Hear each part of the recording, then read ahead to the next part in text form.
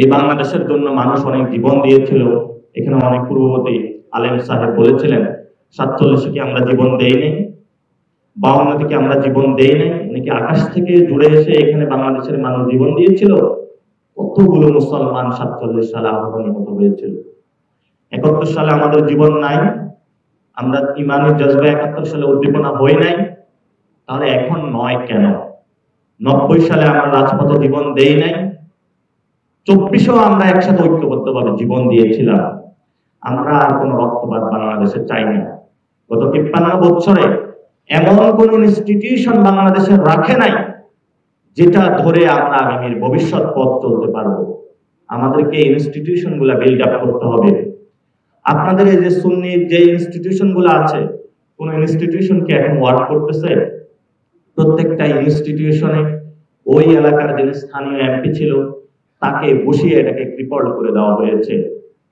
যে ব্যক্তিগত যে জায়গাটা আপনারা কখনো এক্সপ্রেস করতে পারেন নাই, এখন সময় এসেছে। এখন তো আপনাদের মাথার উপরে নৌকা এবং ধানের শীষের কোনো এই ধরনের অস্ত্র তাক করা নাই, তাহলে এখন মাঠে নামতে সমস্যাটা কোথায়? আপনারা কি পুলিশকে ভয় পান নাকি আর্মিকে ভয় পান? কোনো কিছুকে আমাদের ভয় পাওয়ার দরকার নাই, কারণ আমাদের একমাত্র বাংলাদেশের শক্তি রয়েছে, সেটা হলো জনগণ।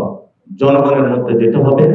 আগামীতে সংস্কার হোক, নির্বাচন হোক, প্রত্যেকটা জায়গায় আমাদেরকে সক্রিয়ভাবে অংশগ্রহণ করতে হবে।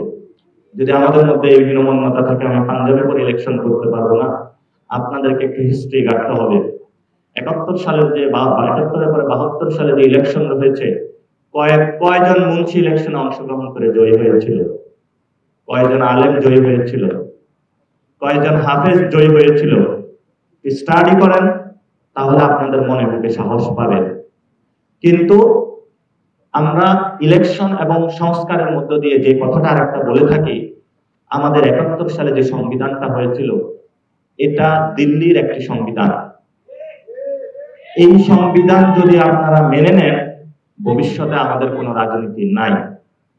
এই সংবিধানের মধ্য দিয়ে আমার আপনার যে পরিচয়টা আছে, সেই পরিচয়কে কলুষিত করা হয়েছে।